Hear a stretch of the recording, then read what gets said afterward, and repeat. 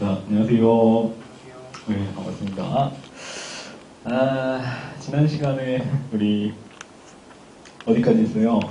저희 정책대안의 실현 가능성? 정책대안의 평가 기준 네. 해가지고 뭐 소망성과 실현 가능성 이 두 개 기준 놓고 우리 구분을 했었죠.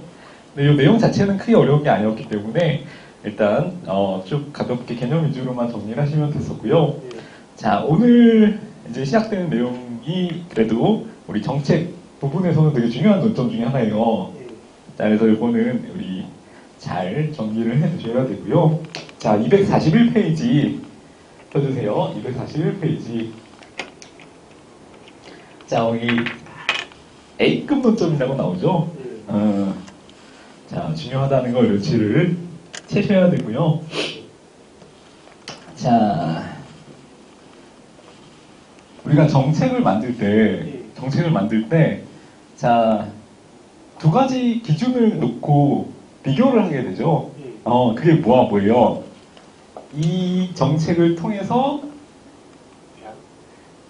이 정책 대안을 통해서, 이 정책 대안이 어느 만큼의 비용이 발생되고 소모되는 정책 대안인지. 네. 근데 이렇게 비용을 들여서 우리가 이 정책을 통해서 얻을 수 있는 편익이 어느 정도 수준인지를 두 개를 비교 형량을 해야 된다는 거죠. 네. 자, 그래서 언제 정책을 우리가 만들게 돼요? 누릴 수 있는 편익이 비용보다 클 때에만 정책 대안이라는 것을 만들게 된다는 거죠. 만약 비용이 더 크면 굳이 정책 대안이라는 걸 만들 필요가 없겠죠. 자, 그래서 그 문제를 이제 다루는 단원인 거예요. 비용과 편익을 분석해서 자, 이 두 개를 이제 계량적으로 비교를 해가지고 이게 경제적인 의미에서 타당성이 있는 정책인지 그거를 이제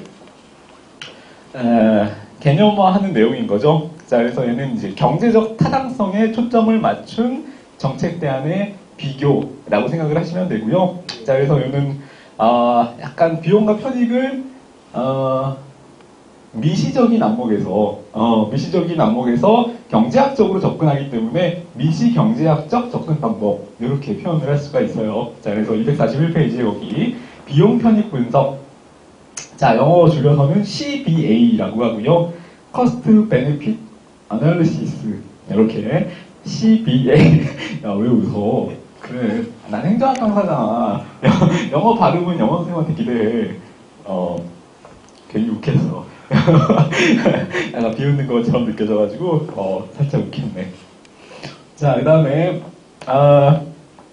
거기 밑에 보면은 비용 편익 분석의 특징이 있죠. 자, 이거는 이제 간단한 키워드 정도만 기억을 해두세요. 자, 일단 분석 대상은 개별 사업을 분석 대상으로 한다라는 거. 그 다음에 국민 경제적 관점에서 분석을 한다. 자, 그 다음에 비용과 편익을 화폐적 가치로 표현을 한다. 당연히 그렇겠죠. 화폐적 가치, 금전적 가치가 기준이 되어야 되잖아요. 자, 그래서 화폐적 가치로 표현을 한다. 그 다음에 단기적 시각이 아니라 장기적 시각에서 분석을 한다라는 거 기억을 해주시면 되고요. 자, 그 다음에 비용은 기회비용의 관점에서 개념을 활용한다 라고 있는데, 기회비용이라는 건 뭐예요? 선택을 함으로 포기하게 되는 편익? 그렇지. 편익이라기보다는 가장 큰 수입의 관점에서도 접근할 수가 있고요. 내가 어떤 걸 선택함으로써 그 다른 대안을 선택하지 못함으로 인해서 발생되는 하나의 손실 비용, 그런 것들을 기회비용이라고 하죠. 경제학 좀 했는데 사회를 했구나.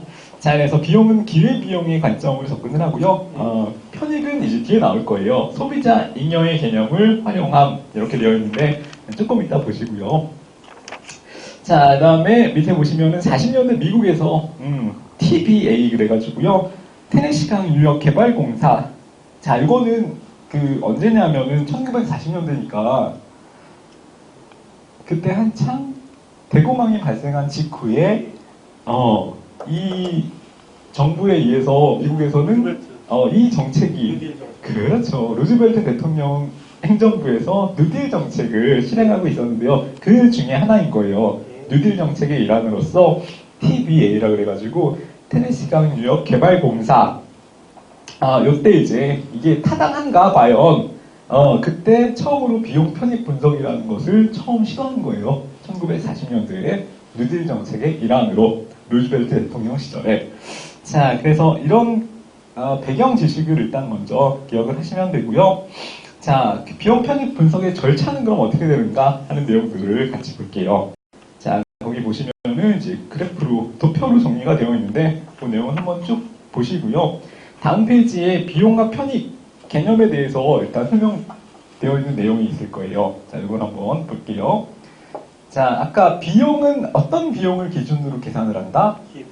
그렇지. 기회비용을 계산으로 접근을 한다. 기회비용의 개념을 활용하는 게 여기서 표현되는 비용의 개념이에요. 자, 그 다음에 뒤에 밑에 줄에 보시면은 매몰 비용은 고려하지 않는다 이렇게 되어 있죠. 예. 자, 우리 매몰 비용은 뭐예요? 옛날에 썼던 그렇지. 한 번 이미 지출이 되고 난 비용, 그거를 매몰 비용 이렇게 표현을 하죠. 자, 그래서 매몰 비용은 생각을 안 하는 거예요. 매몰 비용을 고려한다는 건 뭐예요? 한 번 지출된 비용이 있기 때문에 그 비용의 구애를 받아서 내 의사결정에 어떤 영향이 예. 생기는 거잖아요. 그러니까 뭐 공부를 치자면 야, 내가 그동안 한 3년 공부했는데 지금 포기하기 너무 아까워. 뭐 이런 거죠. 그래서 매몰 비용, 내가 이미 들인 비용이 있으니까 그것 때문에 당장 수험을 포기하고 싶어도 포기 못 하는 거예요. 매몰 비용이 아까워서. 자, 근데 여기서 일단 우리가 일상생활에서는 매몰 비용이라는 것을 고려하지만 이 비용 편익 분석을 할 때 비용 개념에서는 매몰 비용이라는 것을 고려하지 않는다라는 것을 먼저 기억을 해주세요. 자, 비용이라는 개념은 기회비용의 개념을 사용을 하는 거고요. 그 다음에 매몰 비용이라는 것은 한 번 지출되고 난 비용이라는 것은 고려하지 않는다라는 것을 기억을 해두세요. 자, 그 다음에 편익. 편익은 어떻게 산정을 하냐 하면은, 자, 이거는 현금적 의미의 편익이 아니고요. 자, 실질적 편익. 그래서 소비자 잉여의 개념을 사용을 하는데, 자, 소비자 잉여는 뭔지 한번 볼게요. 옆에. 자, 소비자가 지출해도 좋다라고 인식하는 금액 있죠. 나는 이 정도는 지출할 수 있어 라고 생각하는 금액이랑 실제 이 소비자가 지출한 금액의 그 갭, 차이. 자, 그거를 이제 편익 개념에서 소비자 잉여라는 개념으로 사용을 해요. 자, 그래서 이 개념을 알아두시고 비용과 편익, 비용 편익 분석을 할 때는 비용의 개념은 기회비용의 개념을 사용한다. 편익은 실질적 편익, 소비자 잉여라는 개념을 사용한다. 이렇게 기억하시면 되고. 자, 근데 비용과 편익이라는 것은 우리 정책을 만들 때 측정이 쉬워요, 어려워요? 어려워. 왜 어려워요? 공공성이 그렇지. 굉장히 행정이라는 거는 공공성, 계량화. 추상성, 계량화하기 힘든 성격을 갖잖아요. 야, 이제 제법 잘 나온다. 감각이 생겼다, 행정학에 대해서. 그렇죠. 측정이 곤란해서 계량화하기 어려운 측면을 갖죠. 행정이라는 것은. 자, 그래서 비용과 편익을 측정이 곤란하기 때문에 추정을 해야 된다. 이렇게 생각을 하시면 되고요. 자, 그래서 화폐 가치에 대해서 객관적인 평가가 굉장히 어려울 수 있기 때문에 주관적 평가라는 것이 같이 가미될 수밖에 없다. 이렇게 이해를 하고 계시면 돼요. 자, 그 다음에 밑에 보시면은 할인율의 결정 적용이라는 개념이 나오죠. 할인율. 자, 할인율이란 건 뭔지 한번 볼게요. 자, 이 편익이라는 거 혹은 비용이라는 개념 자체는 사실 지금 세대의 사람들이 부담하고 있는 거긴 하지만 그 편익을 누리는 건 사실상 한번 뭔가 건설, 도로 같은 것들을 사회 간접 자본 같은 것들을 구축을 해놓으면 그 편익을 실질적으로 누리는 건 사실 현재 세대가 아니라 미래 세대죠, 미래 세대. 자, 그렇기 때문에 자,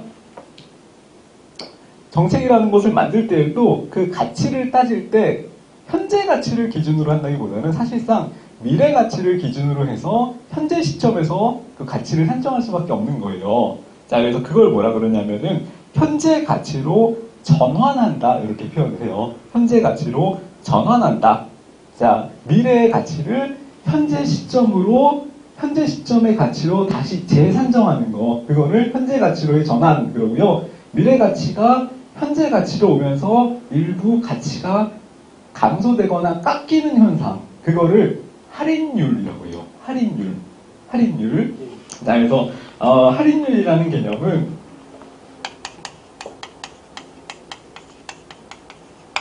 약간 우리 흔히 은행 거래를 할 때나 화폐 가치를 검토할 때 쓰는 이자율이랑 반대되는 개념이라고 생각하시면 돼요. 이자율이랑 반대되는 개념이라고 생각하시면 돼요. 자, 우리가 만약에 1억이 있으면 연이율 뭐 5%다. 아, 너무 높게 잡았구나. 2%다. 이러면은 이자율이 얼마인 거예요? 이자율이 2%니까 1년 뒤에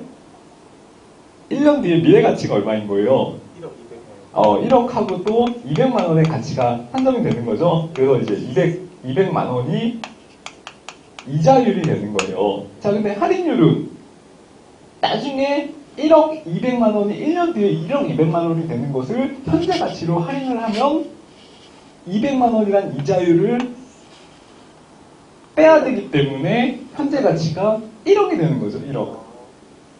아시겠죠? 그러니까 1년이 지나면 이자가 붙기 때문에 지금 1억의 가치가 1억 200만 원이 되는 거고 이거를 현재 가치로 다시 재전환을 하면은 1억 200만 원에서 이자율만큼을 이제 감소 빼야 되기 때문에 1억이 되는 거고 자, 이런 관계 있는 거예요. 그래서 할인율이라는 거는 이자율이라는 개념이랑 반대되는 가치 개념이다. 이렇게 이해되시죠? 자, 이렇게 접근을 하시면 돼요. 그래서 미래의 가치 2번에 미래의 가치를 현재의 가치로 표시하는 것 이거를 현재 가치로의 전환 이렇게 표현을 하고요. 그 비율을 할인율 이렇게 얘기를 하는 거고 자, 그 다음에 밑에 줄에 가로 안에 이는 이자율과 반대 방향의 개념이다. 이렇게 이해되시죠? 자, 어쨌든 간에 정책이라는 거는 미래 세대를 위한 가치 개념이 크기 때문에 미래 가치를 현재 시점에서 현재 가치로 표시하는 할인율 개념이 적용이 된다라는 내용을 기억하시면 되고 자, 그 다음에 243페이지로 넘어가셔가지고요. 할인율의 종류 뭐 이렇게 세 개 종류가 있는데 이거 그냥 한번 읽어보시면 돼요. 자, 우리 시험이랑은 큰 관련성이 없기 때문에 자, 근데 밑에 5번부터 나오는 내용들 있죠? 사업대안의 비교 평가. 자, 여기서부터가 이제 중요해요. 자, 사업대안의 비교 평가. 자, 그러면 이제 비용이라는 개념, 그 다음에 편익이라는 개념을 살펴봤잖아요. 그 다음에 뭐 할인율, 그 다음에 현재 가치로 전환시키는 것, 이런 것들을 살펴봤는데, 자, 그러면은 그 개념을 바탕으로 해서 사업 대안 중에서 어떤 사업 대안이 더 나은 사업 대안인지를 어떻게 평가를 할 수가 있는가, 그 내용을 이제 다루는 거예요. 자, 근데 제일 이제 가장 기초적이면서도 제일 먼저 등장을 하는 게, 자, 요거예요. 순현재 가치법. 순현재 가치법. 자, 그래가지고 NPV 라는 것도 얘기를 해요. NPV 순현재 가치법.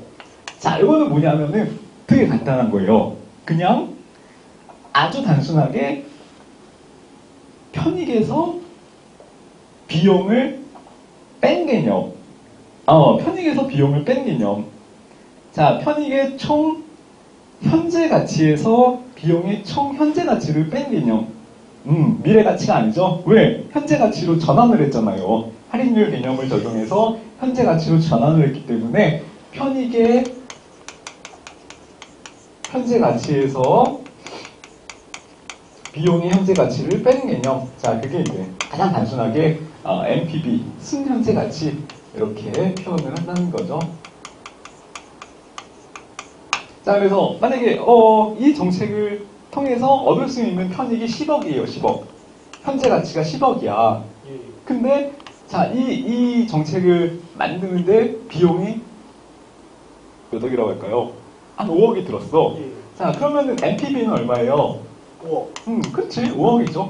단순하게 생각을 하시면 돼요. NPV라는 거는 편익의 현재 가치에서 비용의 현재 가치를 그냥 뺀 개념.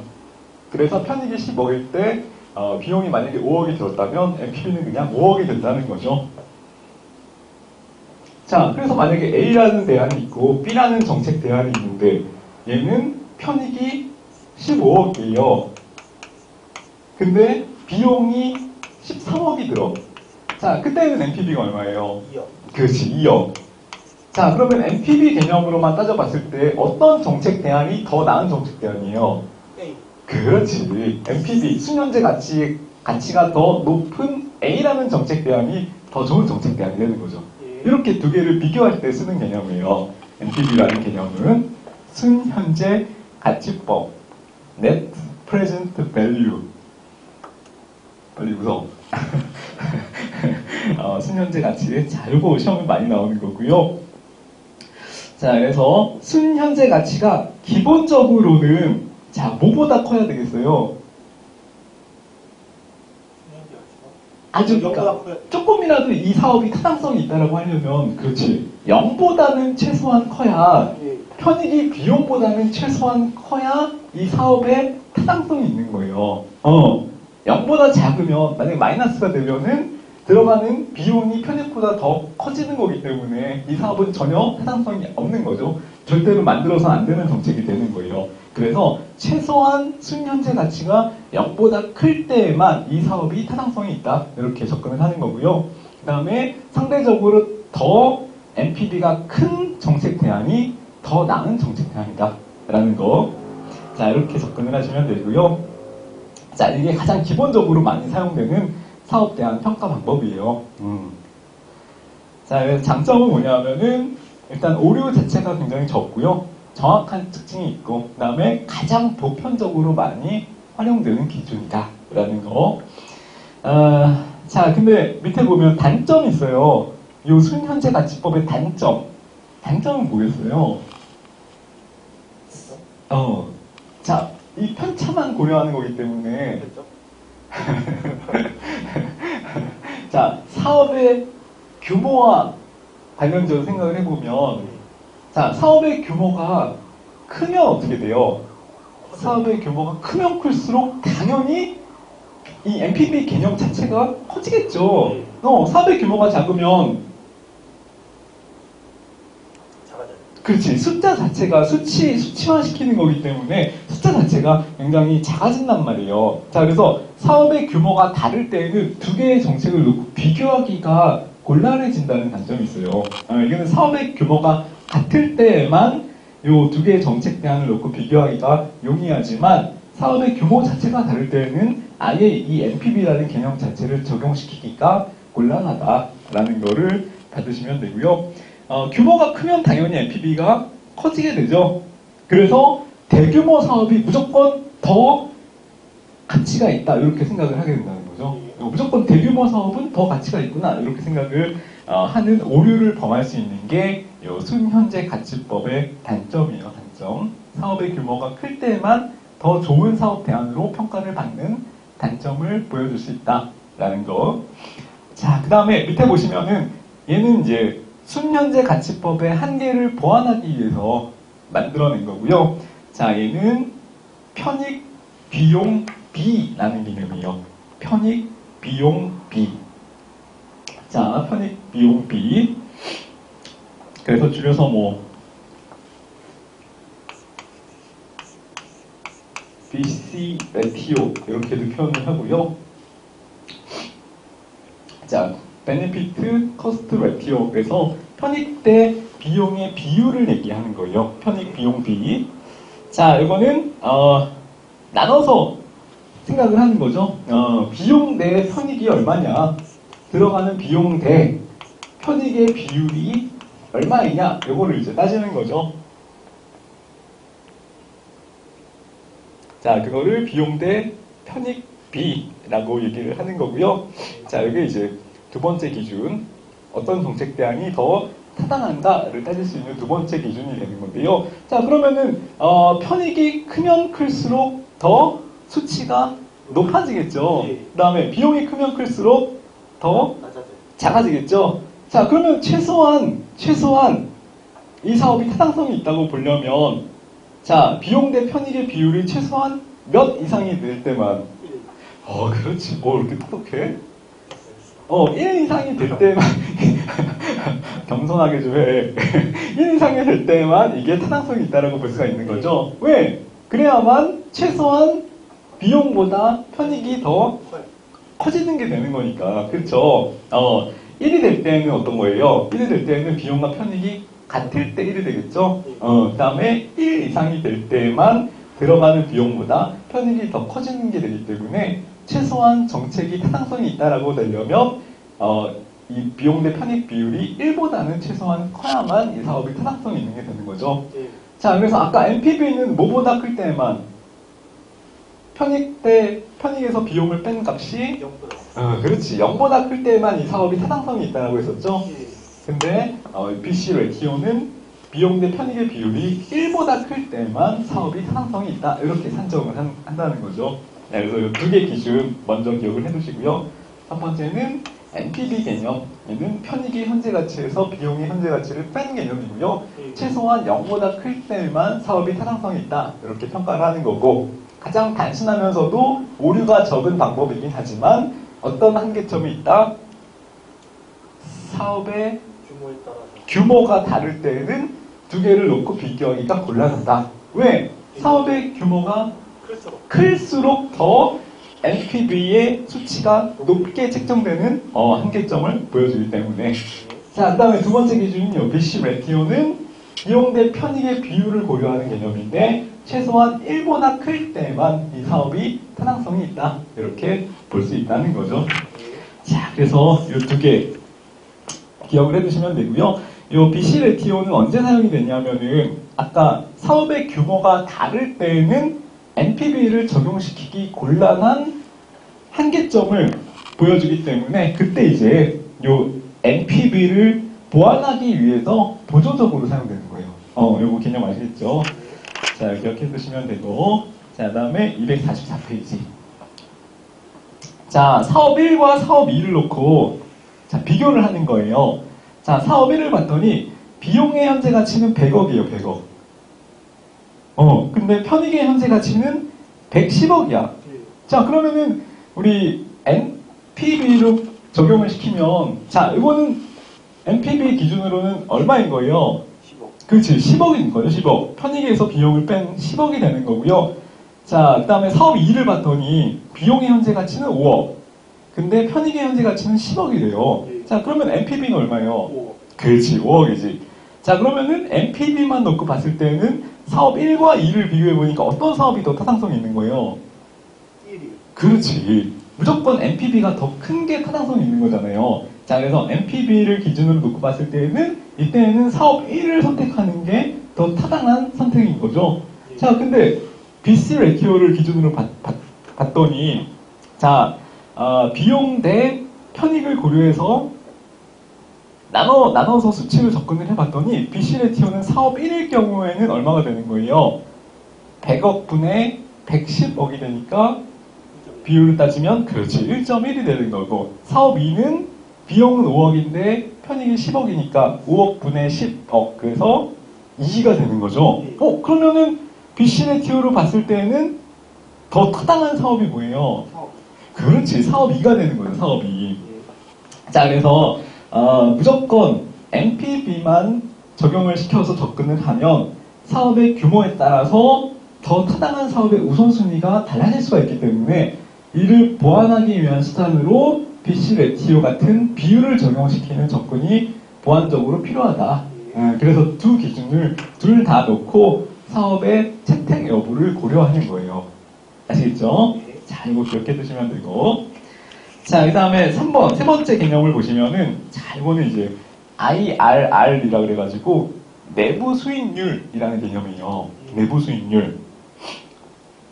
자, 이거는 뭐냐면은, 밑에, 할인율이 얼마인지를 모를 때 있을 수 있잖아요. 자, 이거는 이제 편익의 현재 가치, 비용의 현재 가치를 고려할 수 있는 개념인데, 현재 가치를 계산하려면은 얼마의 할인율이 적용되는지를 알아야 미래 가치를 현재 가치로 전환을 시킬 수가 있었잖아. 예. 자, 근데 할인율이라는 개념이 주어지지 않을 때, 할인율을 모를 때는 그럼 어떻게 하느냐는 거죠. 자, 그때는 이 개념들을 적용을 시킬 수가 없기 때문에, 예. 자, 이렇게 접근을 해보는 거예요. 편익의 현재 가치와 비용의 총 현재 가치를 일치시키는 할인율을 구하는 거죠. 자, 편익의 현재 가치와 비용의 현재 가치를 일치시킨다는 거는 편익에서 비용을 뺀 값이 얼마인 거예요? 0. 그렇지, 0이 되는 거예요. 자, 그 다음에 편익 대 비용 대 편익의 비율이 얼마가 되는 거? 1, 그렇지. 그래서 NPV를 0으로 만들고 BC 레티오를 1로 만드는 할인율을 구하는 방법. 그게 내부 수익률이라는 개념이에요. 내부 수익률. 내부 수익률이라는 거는 NPV를 0으로 만들고 BC 레티오를 1이 되도록 만드는 할인율을 예. 의미한다. 조비더. 약간 그 이과 전공이라고 그랬지. 예, 이과. 해석적인 머리가 있네. 자, 그래서 괜찮네. 잘 이해하시네요. 다른 학생들에 비해서 상대적으로 되게 잘 이해하시는 것 같아요. 자, 그 다음에 그래서 요 내부 수익률 IRR이라는 개념은 NPV를 0으로 만드는 것, 그 다음에 BC 레티오를 1로 만드는 할인율, 이걸 얘기하는 거고요. 자, 그래서 만약에 이 IR을 구했어.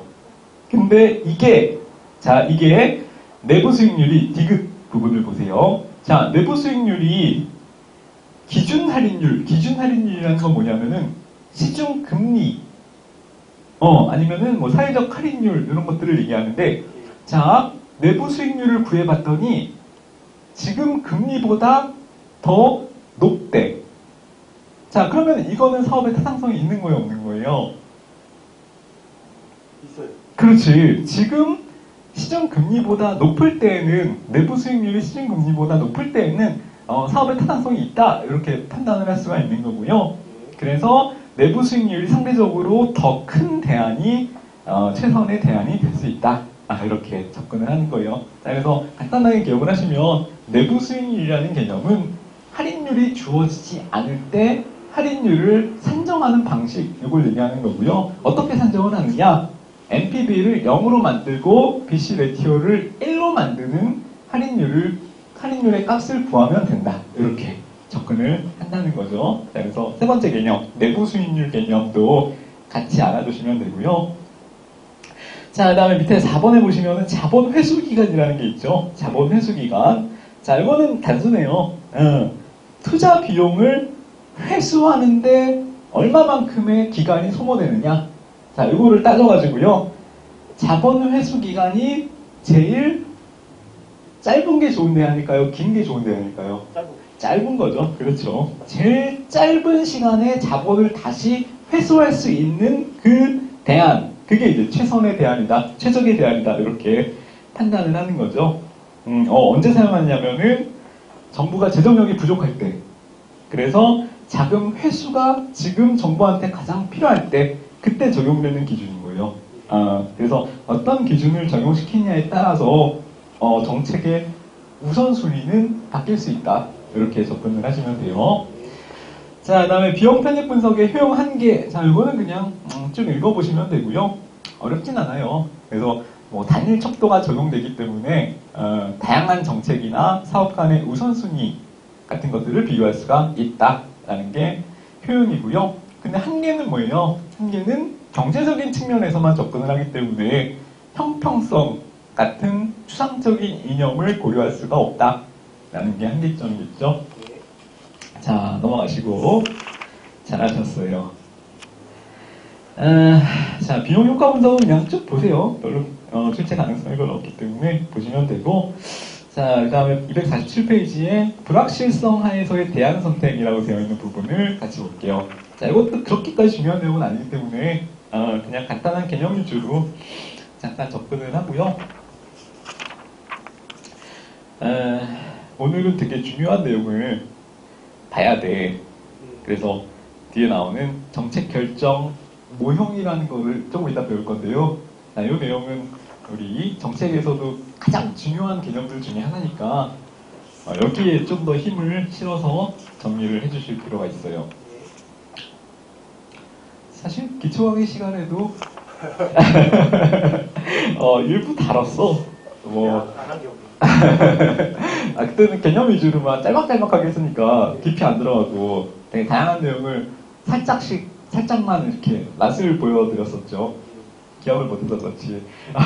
맛은 다 봤어. 자, 일단 247페이지에 불확실성 하에서의 대안 선택 개념 한번 봅시다. 자, 불확실성이라는 거는 뭐 말 그대로죠. 확실한 지식이 지금 없는 상태. 불확실해. 앞으로 어떤 상황이 발생될지가 몰라. 그 상황에서 어떻게 결과를 예측해서 대안을 선택할 것인가. 이 개념인 거예요. 확실하면 대안을 선택하기가 너무 쉽죠.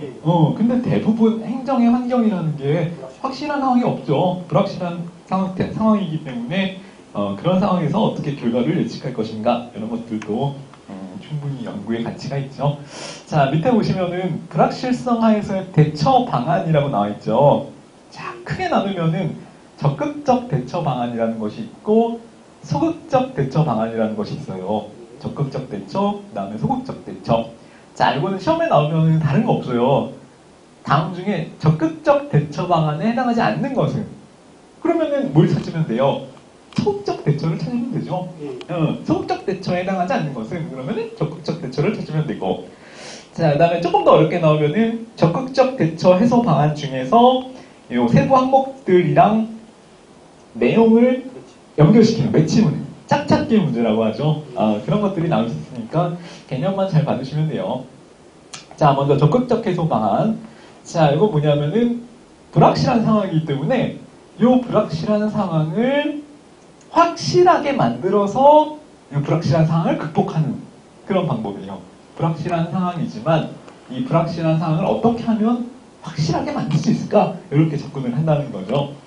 자, 그래서 사람들이 이제 불확실하기 때문에 미래를 예측하기 위해서 이 세 가지 내가 우리 저번 시간인가 배웠죠. 미래를 예측하는 세 가지 방법.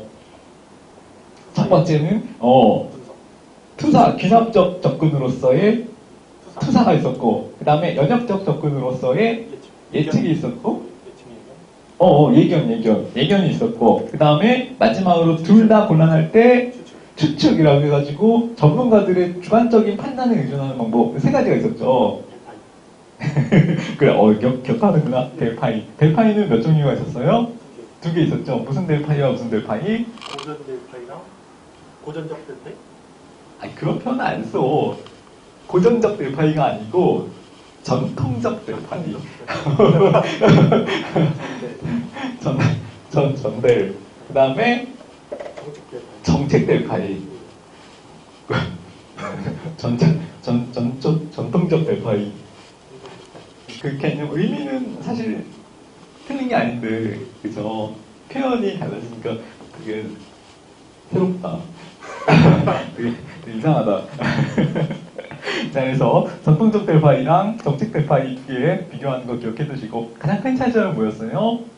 정책 델파이는 정책 델파이는 익명성에 있어서의 제한적 제한적 익명성, 전통적 델파이는 완전한 익명성, 그게 제일 큰 차이점이었죠. 자, 그래서 다시 한번 복습을 해주시고요. 자, 적극적 해소 방안이라는 것은 불확실한 상황을 확실하게 만들어보자. 그래서 불확실한 상황을 극복해보자. 적극적으로. 자, 이렇게 접근하는 거예요. 그래서 모형이나 이론을 개발. 자, 이거는 귀납적인 연구예요, 연역적인 연구예요. 모형이나 이론. 그치, 이론은 연역적 연구고요. 우리 봤던 예측의 세 가지 중에서 예견에 해당되는 내용이죠. 예견에 해당되는 내용. 자, 그 다음에 두 번째로 정보의 충분한 획득. 자, 이거는 뭐예요? 정보를 충분하게 획득해서 과거의 상황을 혹은 외국의 비슷한 사례를 습득해서 접근하는 거. 자, 이거는 투사, 예측의 방법 중에서 투사라고 하는 귀납적 접근의 방법이었고요. 자, 그 다음에 세 번째, 정책 대파이나 집단 토의. 자, 이거는 주관적으로 예측하는 거기 때문에 추측이죠, 추측. 자, 추측. 자, 그 다음에 마지막으로 상황 자체를 어떻게든 확실하게 통제하려고 노력하는 거. 자, 이런 것들이 이제 적극적 해소 방안이 되는 거예요. 불확실한 상황이기 때문에 어떻게든 이 불확실한 상황을 이겨내서 적극적으로 대처하려고 노력하는 거. 그런 내용들이 들어가는 거고요. 자, 반면에 밑에 소극적 해소 방안. 자, 이건 뭐냐면은 아예 그냥 불확실한 것을 주어진 것으로 전제한다라는 개념이에요. 이 불확실한 건 뭐 당연히 불확실한 수밖에 없지. 그냥 받아들이자. 이렇게 접근하는 거를 그 다음에 이 불확실한 상황을 전제하고 이거를 감안한 정책 결정을 하는 거. 그게 소극적인 해소 방안인 거예요. 소극적인 해소 방안. 자, 그래서 뭐가 있냐면은 보수적 접근법. 자, 이건 최악의 경우가 나타날 거를 가정을 하고 접근을 하는 거예요.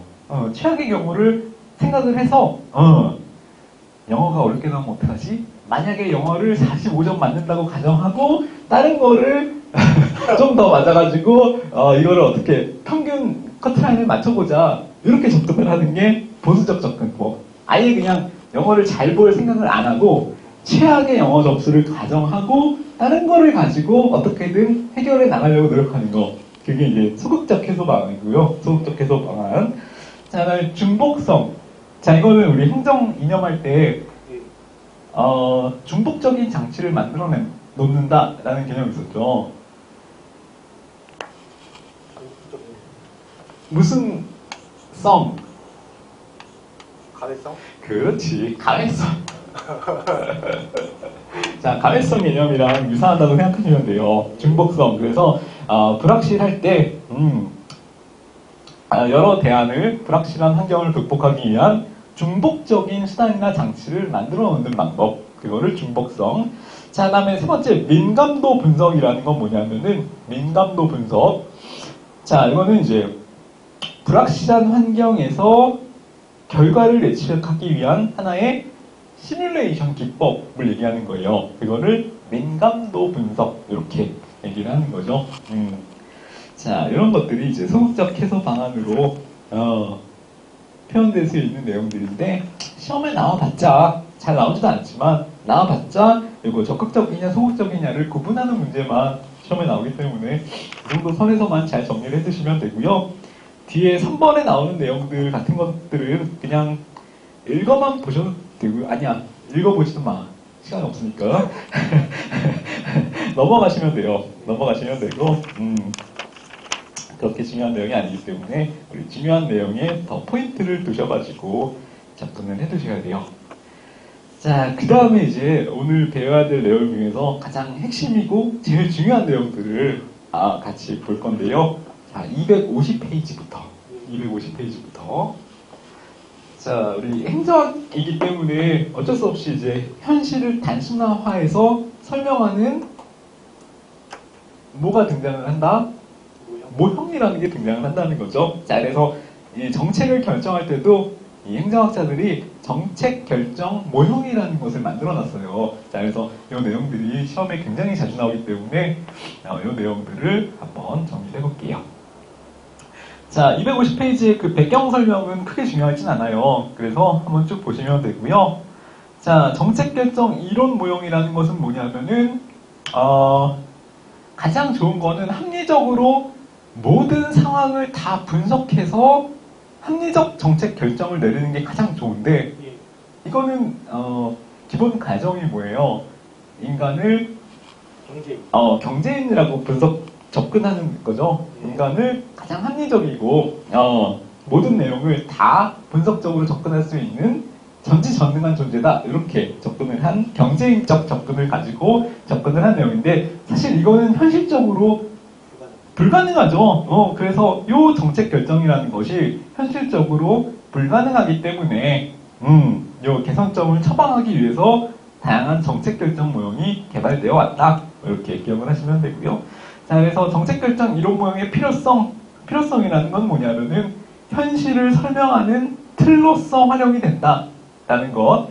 자, 그다음에 바람직한 의사결정을 하기 위한 규범적 모형으로 활용된다. 이렇게 있는데 그냥 읽고 이해만 하시면 돼요. 자, 그래서 전혀 어려운 건 아니고 자, 뒤에 내용들도 그냥 쭉쭉 보고 넘어가시면 되고 자, 252페이지를 펴주세요. 252페이지. 자, 여기서부터 이제 본격적으로 우리 의사결정 모형을 다루게 될 거예요. 자, 제일 처음에 등장하는 게 뭐냐면은 합리 모형이에요. 합리 모형. 합리 포괄 모형이라고도 플레임은 합리 포괄 모형인데 우리 그냥 줄여서 합리 모형 이렇게 많이 불려지죠. 합리 모형, 합리 포괄 모형. 자, 여기서 등장하는 이제 모형들은 사실은 표현이 많이 바뀌었다 뿐이지 이름만 바꿔놨을 뿐이지 사실은 크게 두 줄기예요. 뭐냐면은 인간을 가장 이성적이고 합리적인 존재로 가정하느냐, 경제인이라고 가정하느냐. 아니다. 어떻게 현실적으로 인간이 경제인일 수가 있느냐? 인간은 경제인이 아니라 행정인이다. 그래서 인간은 제한적 합리성을 가진 현실적인 존재다. 자, 이렇게 가정하냐에 따라서 모형이 크게 합리 모형이랑 조금 이따 배울 다른 모형으로 나뉘어지는 거예요. 자, 그래서 다른 거 없어요. 그냥 우리가 배웠던 경제인 인간관 대 행정인 인간 간의 대립 이렇게 기억하시면 돼요. 여기서 다른 모든 정책 의사결정 모형이라는 것이 파생되어 나온 거야. 행정이 제한된 합리성, 인간은 모든 경우의 수를 다 비교할 수 있는 합리적인 존재가 아니다, 현실적으로. 이거 누가 주장한 내용이에요? 제한된 합리성을 주장한 학자는 그렇지, 행태주의자였던 사이먼이 주장한 내용이었죠. 자, 그래서 그 내용만 기억을 일단 하시면 되고요. 자, 그래서 합리 포괄 모형이라는 건 뭐냐면 다른 게 아니라 인간을 합리적 경제인이라고 가정을 하는 것에서 출발을 하는 거예요. 그거를 의사 정책 결정에 적용을 시킨 게 바로 합리 포괄 모형이라는 거죠. 자, 그래서 밑에 개념을 보시면은 자, 합리 포괄 모형이라는 건 뭐냐면은 의사 결정자의 완전한 합리성을 가정하고 완전한 합리성이라는 거는 제한된 합리성 아니다라는 거고 인간을 경제인이라고 가정하는 거죠. 자, 그 다음에 목표나 가치가 명확하게 고정이 되어 있다라는 가정하에서 최적의 합리적인 대안을 선택을 추구하는 정책 결정 모형. 자, 이렇게 접근을 하시면 돼요. 자, 그래서 경제인이 하는 정책 결정 모형 이렇게 생각하시면 된다는 거죠. 어렵지 않아요. 자, 그래서 전제는 인간의 완전한 합리성을 전제하는 거, 정책 결정자는 전지전능하다 이렇게 접근을 하는 거. 자, 그 다음에 목표와 수단이 명확하게 구분되어 있기 때문에 자, 걔네들을 목표와 수단을 분석적으로 접근을 하면 되고, 자, 이런 접근법을 수리적 혹은 연역적 접근에 의한 분석 이렇게 접근을 한다는 거죠. 그래서 우리 아까 봤던 비용 편익 분석 같은 개량적 분석 방법이 많이 사용이 되는 것. 자, 그 다음에 합리 모형은 부분의 최적화가 아니고요. 모든 내용을 다 합리적으로 판단해서 분석해서 전체적 최적화를 추구하는 방식. 이렇게 생각을 하시면 돼요. 전체적 최적화를 추구.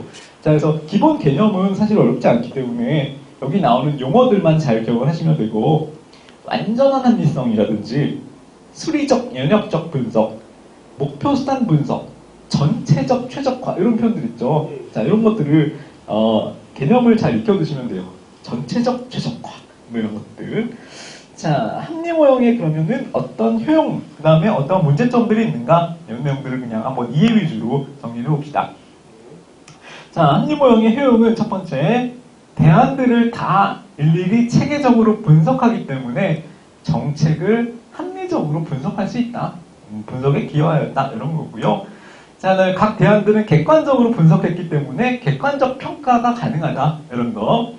자, 그 다음에 합리 모형이라는 거는 과거의 선례를 답습하는 거예요. 답습하지 않고 새롭게 쇄신적으로 결정하는 거예요.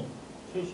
그렇지. 쇄신적으로 결정을 하는 거예요. 자, 그래서 선례 답습적 정책 결정에서 탈피하여 쇄신적 정책 결정을 가능하게 함라는 거죠. 자, 쇄신적으로 결정할 수 있다는 거는 환경이 딱 변화했을 때 유연하게 대처할 수 있다는 거예요. 대처를 잘 못하는 보수적이라는 의미예요. 유연. 그렇지. 유연하다는 의미예요. 그래서 환경 변화에 유연하게 적응할 수 있다라는 거고요. 자, 그 다음에 합리모형은 소수의 엘리트들이 주도하는 개발도상국에 적합한 모형이에요? 아니면은 다원화되어 있는 선진국에 적합한 모형이에요? 다원화. 왜? 자, 이거 약간 애매하죠? 이거 경제인이니까 선진국 아니야? 뭐 이렇게 생각할 수 있지만 경제인이라는 거는 누구의 경제인적 가정이에요? 정책을 결정하는 소수의 엘리트들이 경제인이라고 가정을 한다는 거예요. 예. 그래서 소수의 엘리트인 경제인들이 자기네들이 전지전능하다고 가정을 해서 싹 기존의 것들을 답습하지 않고 세식적인 의사결정을 하는 것.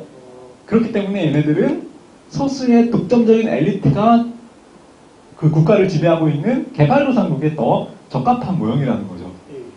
예. 옛날에 우리 군사정권 시절에는 위에서 군부가 야 싹 바꿔 이러면은 한꺼번에 싹 바꿨잖아요. 예. 시민들은 찍소리 못하게 만들어 놓고 자 그래서 그런 개발도상국의 정책 결정을 설명하는 데에 더 적합한 게 오히려 합리 모형이다 이렇게 이해를 하시면 돼요. 요거 헷갈려 하시는 부분이에요. 자, 그 다음에 합리 모형은 이건 나중에 배우겠지만 예산 제도 중에서 계획 예산이나 또는 영기준 예산에 더 적합하다라는 건데 영기준 예산이라는 거는 들어보셨죠? 예. 자, 영기준 예산이라는 거는 뭐예요? 기존의 예산을 답습하지 않고 영부터. 아예 그치 처음부터 0부터 제로 베이스로 다시 시작하는 거잖아요. 자, 그래서 얘는 싹 바꾼다. 기존의 것을 답습하지 않는다. 라는 개념이기 때문에 합리 모형의 제도적인 연관성이 있는 개념이에요. 자, 이런 것들은 나중에 다시 정리를 하게 되기 때문에 일단은 이 개념 한번 구경만 해놓으세요. 구경만. 자, 근데 한계는 뭐냐면은 얘는 현실적이다, 현실적이지 않다? 현실적이지 않다. 경제인이라는 것, 완전한 합리성을 갖는다는 것은 굉장히 비현실적인 개념이다. 라는 것. 자, 합리 모형을 하면은 시간과 비용이 많이 들어요, 적게 들어요? 자, 합리 모형을 하면 시간과 비용이 적게 들어요? 왜 적게 들죠? 자, 모든 정책 대안을 다 탐구하는 거예요? 한두 개의 정책 대안만 탐구하는 거예요? 모든 정책 대안을 다 탐구하면은 사람과 시간과 비용과 인력이 많이 들어요, 적게 들어요? 많이 들어. 많이 들어요. 그러니까 비용이 많이 들어서 비용이 낭비될 수 있다는 단점을 아는 거예요. 자, 다시 정리하면은 헷갈려 하시니까. 자, 합리 모형이라는 거는 자, 모든 정책 대안을 A부터 Z까지를 다 탐색해 보는 거예요. 그래서 두 개 다 탐색해보고 비교해보고 거기에서 이제 최적의 대안을 찾는다는 개념이라는 거죠. 자, 그래서 부분적 합리성이 아닌 완전한 합리성. 완전한 합리성을 추구하는 게 합리 모형이라는 거죠. 합리 모형. 자, 그러면은 이 정책 대안들을 다 일일이 탐색해 나가는 과정에서의 비용 소모가 그만큼 굉장히 크다. 자원을 낭비할 우려가 있다라는 게 합리 모형의 단점이라는 거죠. 자, 그래서 전체적 합리성을 추구하는 합리 모형은 자원을 낭비할 우려가 있다. 자, 아직 배우진 않았지만 그러면은 제한된 합리성을 추구하는 다른 모형은 정책 대안을 다 비교를 하는 게 아니고 접근 가능한 몇 개의 정책 대안만을 부분적으로 비교를 해서 그 중에서 더 나은 선택을 한다는 거죠. 좀 더 쉬운 예를 들어볼게요. 이제 하늘 씨가 연애를 할 거야. 자, 연애 리스트가 10명의, 이런 표현 괜찮나? 자, 10명이 있어. 자, 이분들을 다 이제 놓고 그 중에서 어떤 부분에서 누가 가장 최적의 나의 연애 대상인가를 놓고 탐구를 하는 것. 그거는 어떤 모형인 거예요? 형님은 합리 모형. 자, 근데 이거는 현실성이 있어요, 없어요? 없어요. 왜 있다라고 얘기하려고 그래? 없어. 어떻게 10명을 다 뭐 어떻게 비교해보고 다 만나볼 거야? 안 되잖아요. 자, 그러니까 합리 모형은 현실성이 없단 말이에요. 그래서 제한된 합리성을 가정한 행정이적 전제하에 이 중에서 한 명 내지는 뭐 2명, 3명 정도의 대상만을 만나보고 이 중에서 가장 나은 나의 연애 상대를 고르는 것. 자, 그게 조금 이따 배울 이제 다른 점증 모형이라고 하는 다른 모형의 가정인 거예요. 네. 자, 그래서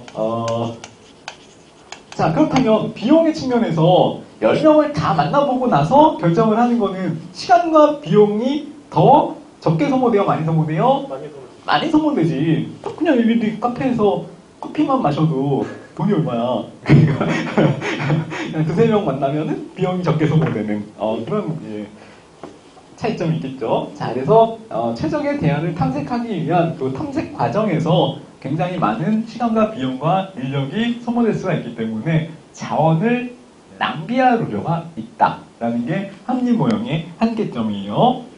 자, 그 다음에 현실적으로는 목표와 가치가 사회적으로 합의되기가 어렵다라는 거죠. 현실적으로는 어려울 수 있다. 비현실적인 모형이다라는 것.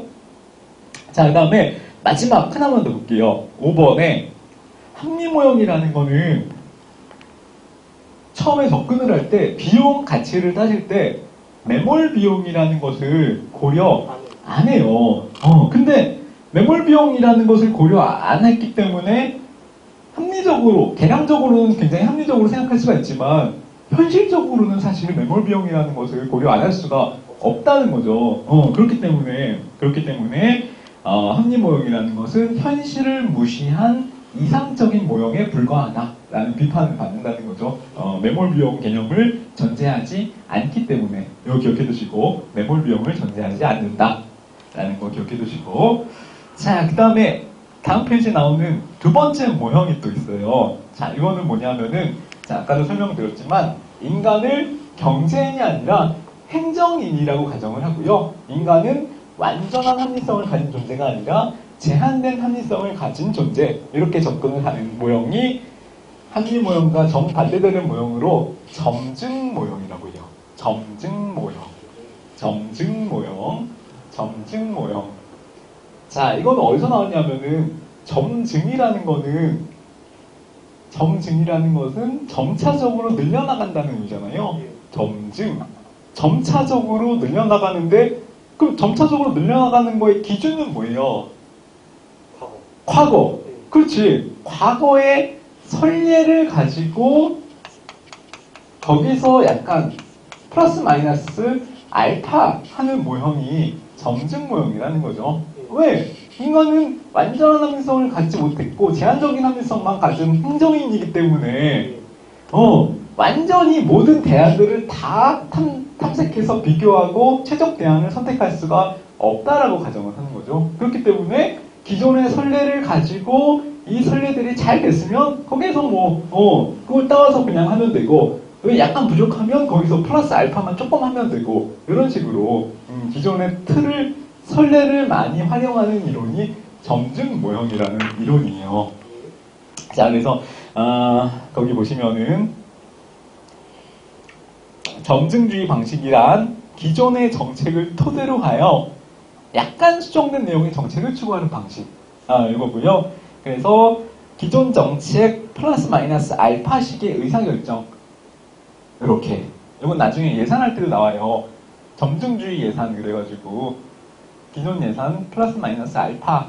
그래서 작년 예산에서 뭐 수정할 부분을 조금씩만 개선해 나가는 방식의 의사결정을 플러스 마이너스 알파. 반대는 아까 봤던 영기준 예산. 그래가지고 아예 기존의 것을 싹 다 갈아엎고 새로 우선순위를 다시 설정하는 거를 영기준 예산. 뭐 이렇게 배웠어, 사실은. 사실은 배웠어. 내가 이런 얘기까지는 안 하려고 했는데,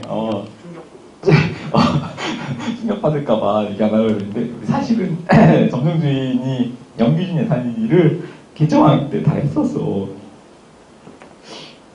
자, 그냥 기억 안 나는 것도 괜찮아. 새로운 기분으로 시작할 수 있잖아. 전혀 처음 보는 것인 양. 자, 그래서 점증 모형, 명칭 반드시 기억을 해두시고, 자, 최적의 대안을 찾는 것, 찾지 않는 것. 찾지 않는 것. 그렇지. 최적의 대안을 다 탐색해서 찾는 것이 아니고, 그냥 기존의 것에서 조금 더 나은, 혹은, 상대적으로 조금 만족스러운 대안을 선택하는 것. 그게 무슨 모형? 점증 모형이라는 거예요. 점증 모형. 자, 이거는, 경제적 합리성이 있는 거예요? 없는 거예요? 없는 거예요. 무슨 합리성만 있는 거예요? 제한된 합리성. 다른 절대적 합리성. 뭐 정치적 합리성 이런 것들만 있는 거. 자, 그래서 그 두 개를 기본 가정만 잘 비교를 해놓으시면 충분히 이해할 수가 있고요. 자, 이거는 누가 주장을 했냐면은, 자, 학자 두 명이에요. 린드 블롬이라는 학자고요. 린드 블롬. 그 다음에 윌답스키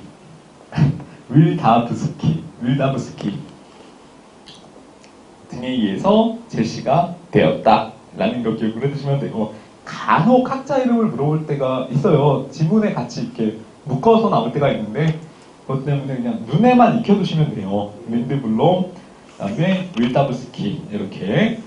자, 그 다음에 특징이나 전제, 다음 페이지에 나오는 내용들을 같이 한번 볼게요. 자, 첫 번째 전제는 뭐냐면은 인간 인식 능력의 한계를 인정했다라는 거죠.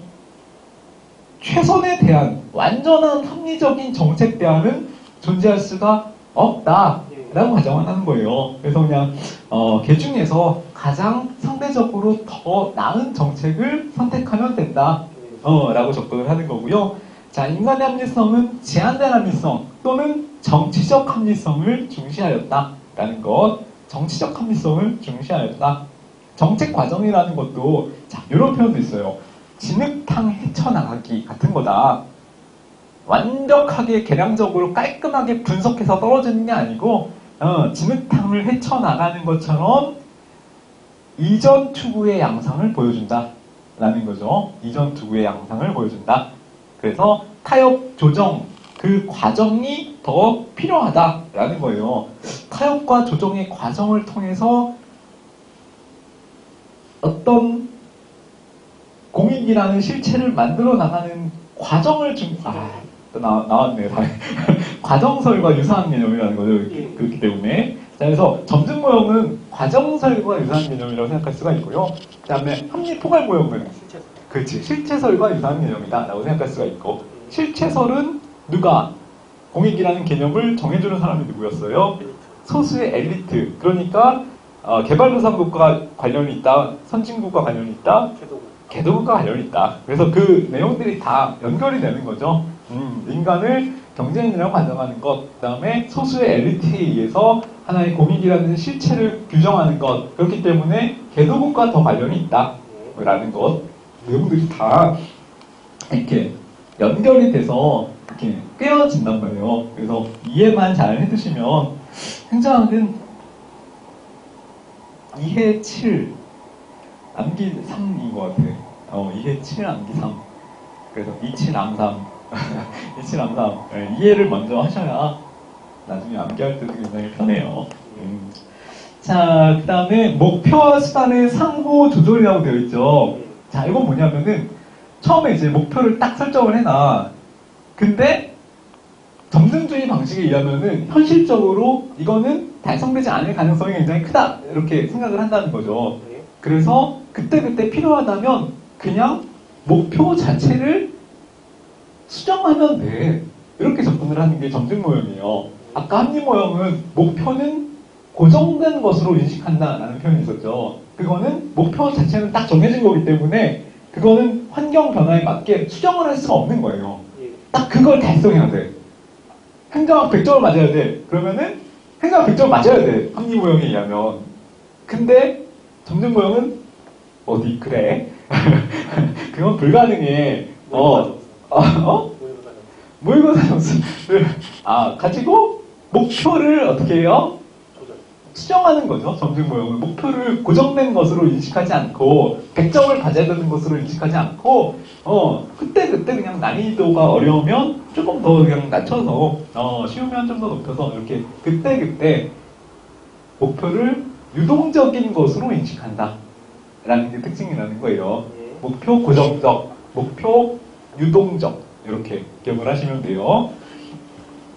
그래서 목표와 수단의 상호 조절 이 표현은 그거예요. 고정된 것으로 인식하지 않는다. 경우에 따라서는 목표가 수정이 될 수가 있다 라고 접근을 하는 것. 자, 그 다음에 전체적 최적화예요, 부분적 최적화예요. 부분적 최적화죠. 전체적 최적화라는 것은 있을 수 없다. 현실적으로 있을 수 없다. 이렇게 가정을 하는 거기 때문에 부분적 최적화. 그 다음에 전체적 분석이라는 것은 있을 수 없다. 제한된 분석. 제한된 분석. 자, 이 개념 기억하시고. 자, 그 다음에 연속적이고 순차적 정책 결정. 이건 뭐냐면은, 자, 시간, 정보, 노력이 부족하기 때문에 이거를 다 전체적으로 정책을 한꺼번에 결정을 할 수가 없기 때문에 순차적이라는 건 뭐냐면 그냥 시급한 것부터 하나씩 이렇게 순차적 단계적으로 이렇게 정책을 결정해 나가자. 그 다음에 안 되는 거는 그냥 상황을 봐가면서 보완을 해 나가자. 이렇게 접근을 한다는 거죠. 자, 그 다음에 전체적인 변화가 아니라 소폭적 변화. 아니면은 플러스 마이너스 알파니까 점진적 변화. 그래서 일부 추가 아니면 일부 삭제 이런 표현들이 같이 사용이 될 수가 있겠죠. 그래서 굉장히 이제 인간적인 모형이에요. 점등 모형은 인간미가 있어. 하나 안 되면 그냥 수정하면 되지. 약간 이렇게 약간 우유부단한 식의 가정을 갖고 있다면 합리 모형은 얘는 좀 약간 빡세, 냉철해. 그래서 모든 걸 다 따져봐야 되고 꼼꼼해. 비인간적이야. 약간 이런 느낌으로 생각하시면 돼요. 경제인은 비인간적이고 행정인은 약간 인간미가 있지만 그때 이제 정치적인 협상 과정을 더 중시한다. 이렇게. 자, 효용과 한계도 중요한 내용들 위주로 한번 정리를 해볼게요. 합리 모형의 비현실성이나 분석의 복잡성을 덜어줄 수 있다. 맞죠? 얘는 좀 현실적인 이론이니까. 자, 그 다음에 급격한 정책의 시행으로 인한 급격한 정책을 시행하는 것은 무슨 모형이었어요? 합리 모형이었죠. 자, 합리 모형의 급격한 정책이 시행으로 인한 부작용을 최소화할 수 있다라는 거예요. 갑자기 바뀌면 그 잡음도 커지잖아. 그거를 막아줄 수 있는 이론이 점등주의 이론이라는 거예요. 자, 그 다음에 맨 밑에 5번 보세요. 자, 이거는 아까는 개발도상국에 유리한 게 합리 모형이었죠. 자, 점등 모형은 오히려 선진국에 더 유리한 개발 모형이에요. 왜? 이 공익의 과정설 생각하시면 돼요. 공익 과정설도 다원화되어 있는 선진국에서 적용될 수 있는 공익 개념이었잖아요. 자, 점등 모형도 마찬가지죠. 그래서 정치적인 절충과 타협을 거쳐서 만들어지는 모형이기 때문에 역시 선진국, 다원화되어 있는 사회가 안정되어 있는 선진국의 적용이 용이하다라는 거.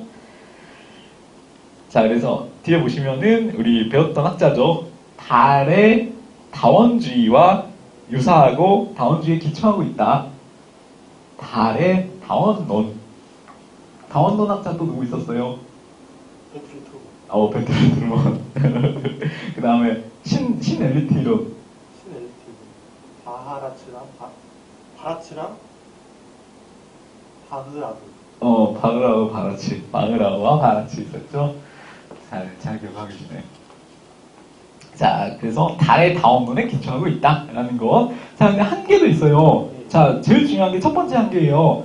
자, 얘는 기존 정책 플러스 마이너스 알파 하는 거잖아. 근데 기존 선례가 틀렸어. 그러면은 계속 틀리는 거죠. 플러스 마이너스 하면 할수록 계속 틀리는 계속적인 악순환을 초래할 수 있다.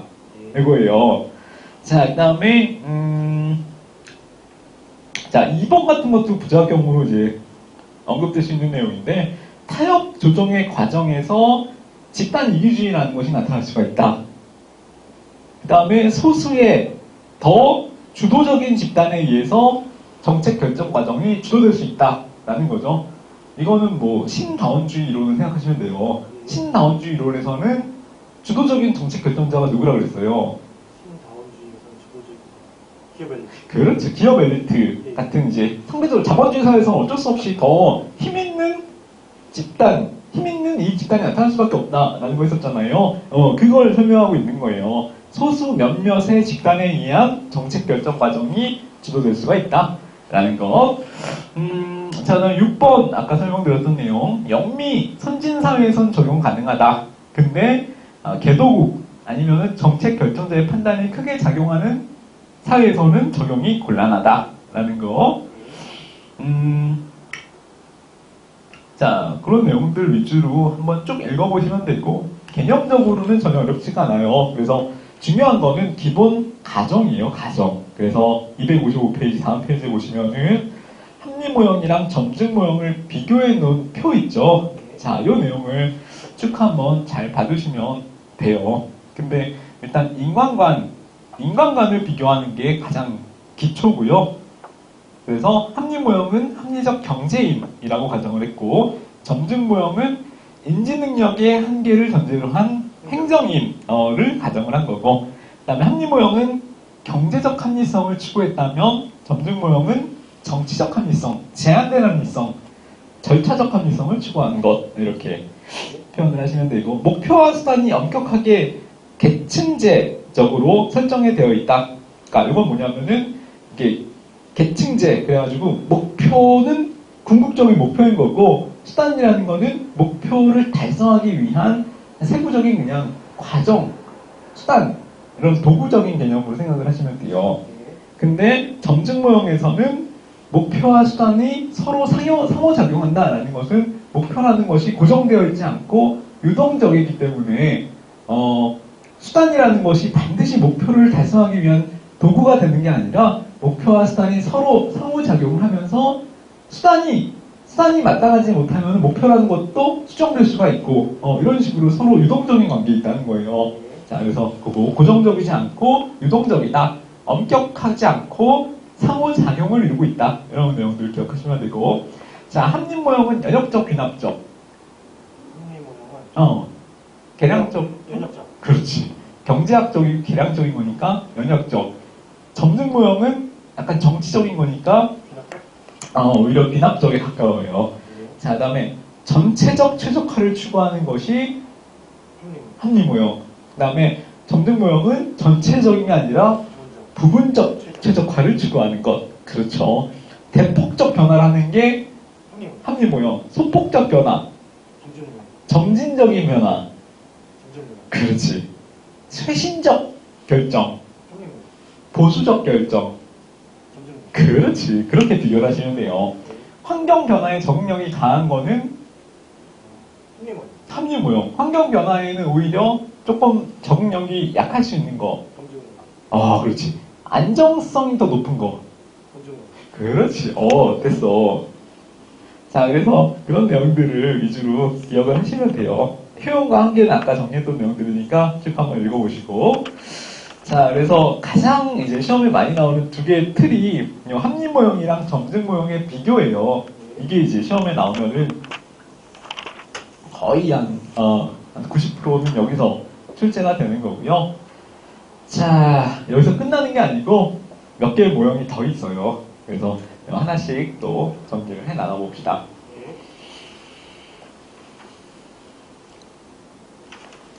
자, 뒤에 보시면은 이제 만족 모형이라고 하는데, 자, 이거 뭐냐면은 점증 모형이라는 것이 이제 완성이 되기 전에 그 토대가 된 이론이에요.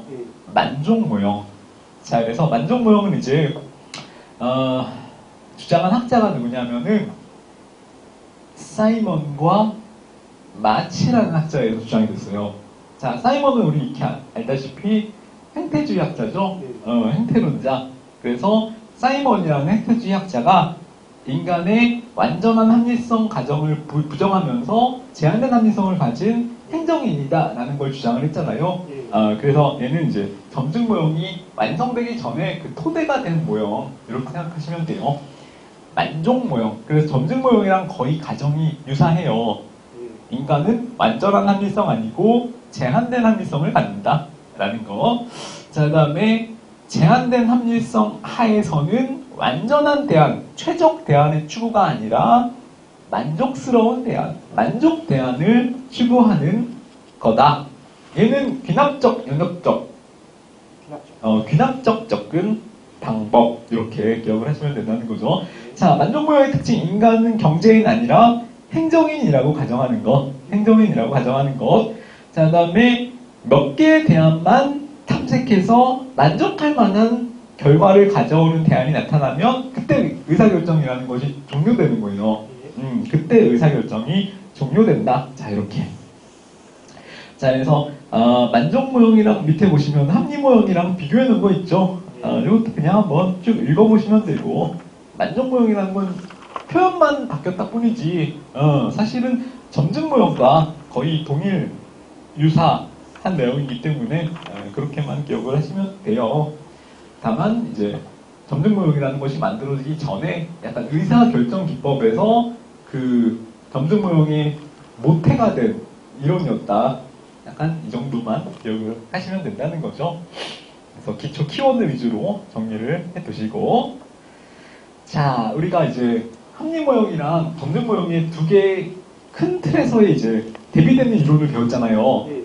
자, 그러면은 학자들은 또 이렇게 생각할 수 있잖아. 내가 이 두 개를 적절하게 믹스. 믹스해서 또 다른 새로운 절충선을 만들어낼 수 있지 않을까? 이렇게 묻어가기식의 학설 연구를 한 학자가 당연히 있어요. 그래서 나온 게 혼합 모형이에요. 예. 혼합 주사 모형. 자, 혼합 모형. 혼합 모형은 섞었다. 이거죠. 혼합 모형. 자, 뭐와 뭐를 섞었겠어요? 당연히 극단적인 합리 모형이랑 점증 모형 두 개를 섞어서 믹스해서 만든 게 이제 가운데 절충적인 모형으로서의 혼합 모형이라는 거예요. 다른 거는 이제 혼합 주사 모형 이렇게도 표현을 하는데, 자, 어쨌든 극단적인 합리 모형과 점증 모형을 혼합해서 약간 절충설적인 개념으로서 혼합 모형이라는 것을 만들었다. 이렇게 기억을 하시면 된다는 거죠. 자, 합리 모형과 점증 모형을 절충했는데, 자, 누가 했냐면은 에치온이라는 학자가 절충을 했어요. 학자 이름 너무 많이 나오나? 에치온이라는 학자가 주장을 했고요. 자, 합리 모형은 너무 규범적이다. 그 다음에 점증 모형은 너무 보수적이다. 두 개를 적절하게 절충하자. 이렇게 주장을 했다는 거죠. 에치오니가 합리 모형과 점증 모형을 절충해서 주장을 하는 게 혼합 모형, 혼합 주사 모형. 이렇게. 자, 그래서 이런 표현을 또 썼어요. 에치오니가 근본적 탐색과 세부적 탐색 이런 표현을 썼다는 거죠. 자, 그래서 근본적 탐색이라는 건 뭐냐면은 큰 틀에서 결정하는 거예요. 숲을 보는 결정. 근본적 탐색. 자, 그 다음에 세부 결정이라는 건 뭐냐면은 숲을 봤으니까 이제는 개별적으로 나무를 보는 접근 방법. 자, 그래서 정책 대안을 탐색할 때도 이 두 개의 기준을 다 적용을 시키자. 근본적으로 숲을 보는 결정이 있고 나무를 보는 결정이 있고, 근데 숲을 보는 결정은 더 거시적이고 중요하니까 그때에는 합리 모형의 기준을 적용을 시키고, 그 다음에 세부 결정을 할 때 나무를 볼 때에는 점증 모형을 적용을 시키고, 자, 그래서 숲을 보는 결정을 할 때는 합리 모형, 나무를 보는 결정을 할 때는 점증 모형을 각각 적용을 시키는 걸로 절충을 하자. 누가? 에치오니가. 그래서 등장한 게 혼합 모형이에요. 혼합 모형, 에치오니. 자, 그래서 이렇게 이제 나눠서 접근을 절충해서 했다는 거죠. 그러니까 개념 자체는 새로울 것이 없어요. 그냥 절충했다는 게 특징이라는 거예요. 자, 근데 밑에 2번의 효용과 한계 부분을 보시면은, 자, 규범적 접근 모형과, 자, 이건 합리 모형이겠죠? 현실적 접근 방법. 자, 이거는 뭐예요? 점등 모형이겠죠? 예. 자, 요거를 절충시킨 이론 모형으로서, 자, 비현실성과 지나친 보수성을 동시에 극복할 수 있다는 장점을 갖는다라는 거. 자, 한계는 뭐예요? 이론의 독창성이 없다. 미흡하다. 자, 그 다음에 이런 것도 있어요. 근본적 결정이 도대체 어디까지고, 세부적 결정이 도대체 어디까지냐. 어디까지가 숲을 보는 거고, 어디까지가 나무를 보는 거냐. 이거 어떻게 구분해요? 그래서 그거 두 개를 구분하기가 어렵다. 이 말만 번들을 하지, 사실 실질적으로는 구분이 어렵고, 독창적이지도 않은 개념이다. 뭐 이렇게 비판을 받았다는 거예요. 자, 행정학자들도 참, 무슨 말만 하면 여기저기서 막 까이잖아. 쉽지 않은 것 같아. 미국이라, 말이 많아. 자, 그 다음에 다섯 번째 모형 있죠? 자, 최적 모형이에요. 최적 모형. 자, 이것도 이제, 최적 모형은 조금 상대적으로 더 학자가 많이 나오는 것 같아요. 더러워. 자, 약간 더럽다고 생각하시면 돼요. 더러워. 자, 이건 뭐냐면은, 자, 최적 모형이라는 것을 주장을 했는데요. 누가? 드로어가. 자, 경제적 합리성을 일단 베이스로 깔고요. 경제적 합리성을 일단 베이스로 고려를 하고, 합리 모형의 이제 기본 가정이겠죠. 경제적 합리성과, 자, 그 다음에 이 사람은 특이하게 어떤 표현을 썼냐면은, 초합리성을 고려해야 된다. 합리 모형 할 때는 합리성만 고려했잖아요. 이 사람은 초합리성이라는 개념을, 드래곤볼의 초샤이어인 같이 초합리성이라는 개념을 새롭게 이제 독창적으로 끌고 들어와서 표현을 했어요. 자, 초합리성이라는 개념을 고려해야 된다라고 하는데, 이거 뭐냐면은 인간의 정책 결정자의 직관력,